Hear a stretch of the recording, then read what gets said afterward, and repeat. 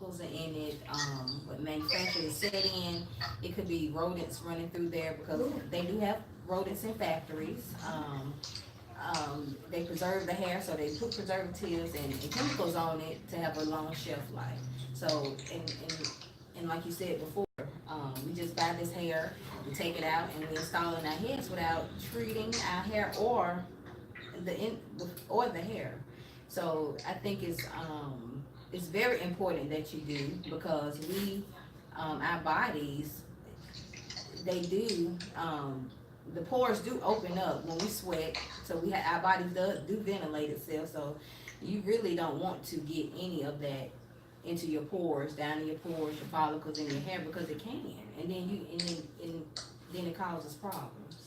People often wonder why there's a lot of irritation, itchiness, redness, and a lot of times I'm pretty sure a lot of the hair, if y'all have gone into different beauty supply stores, hair is in boxes on the floor, and we don't know what is crawled up in them. But I want you to look at the pack. He has a pack of Remy hair, and it's 100%. Are you gonna open? You gonna open that pack all the way up?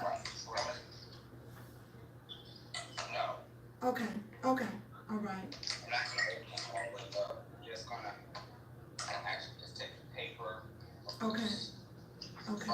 And so that way it's still bound together. Okay. All right. We don't want it to be loose and once it's in the water boiling. Absolutely. Okay. You're gonna try to keep it all together, correct? Okay. Right, correct. Now I wonder how many people have really actually Take all the paper out. shampooed their hair before they put it in. A lot of people don't. Yeah, A lot of people just go ahead and put it in their heads. And I think this illustration is gonna be very, very beneficial. They'll be surprised. They'll be surprised to see how much residue is left and dyes that are put into the hair because, like I said before, the hair that the manufacturers use, Yes. and when they color the hair, whether it's virgin, there's still some type of treatment done to it, and the hair has not been treated. So, and when they treat it, they actually use grit dye or some type of dye that's not hair coloring to dye. That's true. And I sent you all a video on I DM'd you all, and that was on the video. A girl was using the red color Yes. on her units, and I didn't know if y'all caught it or not. I wasn't gonna say Yes, anything, yes. but that just blew my mind right there. And everybody know what red is for, Yeah. Mm-hmm. you know? But Yeah. yeah, absolutely. I've heard a lot of things that people have done with detergent. I know this lady who shampoo her hair with detergent. I know it's kind of comical, but it's happening. And her hair came out in clumps, and she came to the salon. And because I kept good records, she was not able. She tried to take me to court to say that I took her hair out, but they realized that she had been shampooing her hair with detergent. Detergent is for clothing, and so you know. But and once again, if you don't keep good records and really do the proper procedures and all the things that you do in your facility, people can tag you with anything. But because I kept good records and I was able to prove that her hair coming out had nothing to do with me, but it was all what she had done. And a lot of times we don't know what people do when they're at home.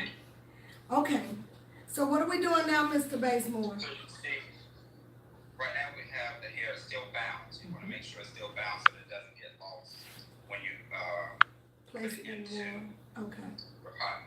Right. So right now it's about to come into a boil. So Yes. we want to wait until it comes to a boil first. Okay.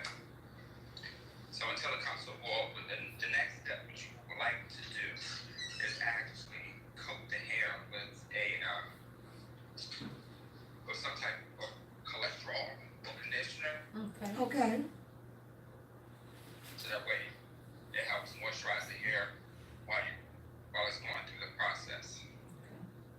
So you're saying we need to take some cholesterol? Use you use cholesterol or just balsam conditioner. Okay, Okay. okay, Apply to the hair. okay, I'm going to use today. What I'm going to use today is some Naked okay, Okay. conditioner. okay. This is interesting. So I'm going to coat it here. The hair doesn't already have to be wet.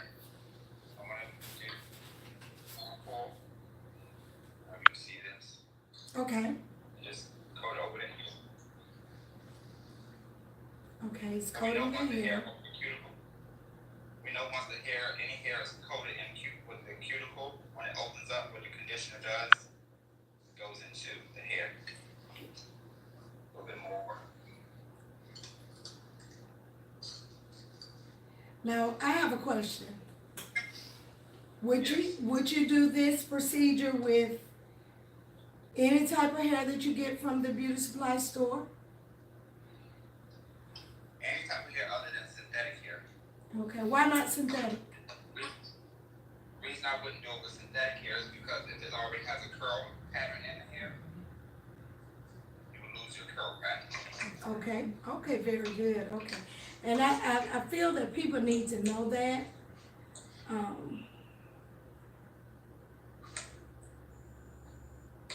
Now we can go back to that arrange your hair, like now you have synthetic hair, you want to be rearranged, to really preset your hair and then dip it into the warm water without conditioner. Okay, If you're using the synthetic fiber. got, I hear you, okay. So like you might have a package of hair or some hair, you want to pre-treat it, you dip it in boiling water, Okay, okay, just for like maybe 5 minutes. And 5 rearrange minutes. to permanently set the curl in the hair. okay. Okay, okay. So will the curls will actually stay? Yes. Okay, All that. okay. But Greg, let me ask you something. Like 6 weeks for those people, but maybe 8 to 12 weeks for someone that's just, if you want to just do a basic braid down and so we can actually go in and scrub the scalp. We can actually get to the scalp and scrub it good. Well, you said a key thing though. You said a key thing. Though even if they wear that installation for, what did you say, 8 weeks, 6 to 8 weeks, they would be coming back for proper treatment. See, I think that's something we need to really hammer in on Some people because, get 'em in and then they yeah. say You don't see them. They don't even shampoo. right, You don't see them at all. right, You won't see them again until, 8 to 12 weeks later. yeah, and that's very unhealthy. Because I recommend my Very clients 6 weeks, because, they're rapid hair growth. And then some of them go in and put oil on their scalp because they say their scalp is itching, but you're also getting buildup on top of that. Exactly. So you need to come in on a regular regimen in order to get that scalp cleaned. Correct. Go ahead, Stephanie has something to say. Greg, do you prefer the net when you do installations? I don't prefer the net, no. Now, if it's a person, like if I have a person that has, I had a client that had lupus. Okay, And she Yeah, actually lupus is- used the net, but it was only in the areas where there was no hair. okay, Okay. okay, okay. Okay. Now I can see that. Right. I would not put a net over someone, I would not put a net over someone that had a head full of hair, Yeah, because you don't wanna add the extra tension and cause breakage around the edges. Like I said, that, yeah, any synthetic fibers you're adding to the Yes, hair, yes. like synthetic hair to braid it down, you're adding more stress to the hair, creating bow lines in the hair. So like if the person is relaxing, or even if they're natural, you can still, this hair can still be rearranged, the curl pattern, just from the tension of that synthetic Okay. hair. you know, it's a lot to be, I think once you educate your client to, understand the importance of shampooing and conditioning and changing out, just changing, keeping that scalp clean. Once you educate a person, then they will do better. But I think if a person comes, and I know in the beginning, back in the 80s when I started doing weaves, people wore weaves so long, it was ridiculous. But, you know, and I didn't know any better. I just went with the program because everybody else was doing it. But then I realized there was this white film on their scalp. You know, like when we take it down and the scalps had this stench, it had a smell to it. And it was just awful. But I realized that we were doing more damage to them than helping them. And so that's when I started educating them and say, well, hey, we're not gonna wear this as long as we've been putting it on. We're gonna take it off, shampoo and condition. And I do the same thing with their cranial prosthetics. We take those off, clean the scalp, treat the scalp, you know, and then shampoo the hair, condition it, clean it, and then reinstall it. Exactly. Because, and I put them on a regular schedule. But you want to always convert it. Yes. And another thing, you want to always, because I notice a lot of young ladies, what they do, they may shampoo, and there's blow dry or sit under the dryer, Yeah. pre-dry a little bit, and what happens is the braids are still wet. Wet. Yeah, the braids are Exactly. still wet up under them. So can, What happens is they end up rebuilding. okay. Well, you know what? That's good. That's another good point.